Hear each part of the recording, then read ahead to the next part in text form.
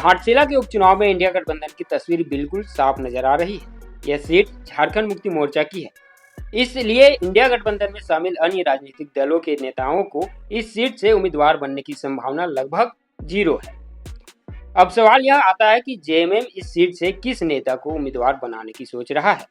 हालांकि खबरों में इस सवाल का जवाब मिलना शुरू हो गया है। ऐसी संभावना बताई जा रही है कि दिवंगत रामदास सोरेन के परिवार से ही उपचुनाव के उम्मीदवार का चयन किया जाना है, क्योंकि इससे पहले भी झारखंड की राजनीति में ऐसा देखा जा चुका है। जब झारखंड के पूर्व शिक्षा मंत्री जगन्नाथ महतो का निधन उनके कार्यकाल के बीच में हो गया था, उस समय भी झारखंड मुक्ति मोर्चा डुमरी विधानसभा के उपचुनाव में दिवंगत जगन्नाथ महतो की पत्नी बेबी देवी को उपचुनाव में उम्मीदवार के रूप में उतारा गया था और वह जीत भी गई। आज एक बार फिर झारखंड मुक्ति मोर्चा के सामने वही स्थिति है।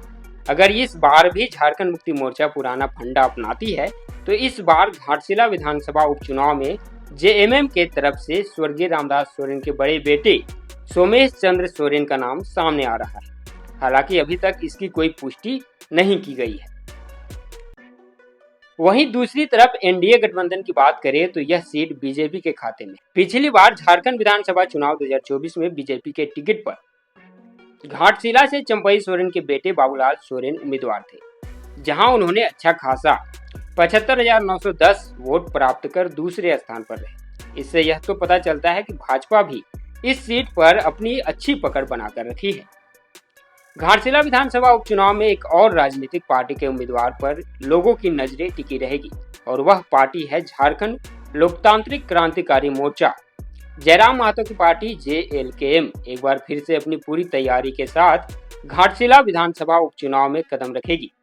2024 विधानसभा चुनाव में जेएलकेएम ने इस सीट पर रामदास मुर्मू को उम्मीदवार बनाया था और इस चुनाव परिणाम में वे केवल 8,092 वोट के साथ तीसरे स्थान पर रहे। हालांकि यह वोट परसेंटेज काफी कम था, लेकिन उपचुनाव में झारखंड लोकतांत्रिक क्रांतिकारी मोर्चा का वोट परसेंटेज बढ़ने की संभावना देखी जा रही है।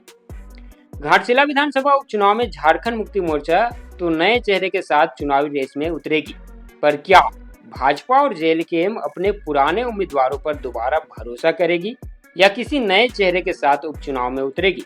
आपके अनुसार घाटशिला उपचुनाव को लेकर क्या विचार है? Comment box.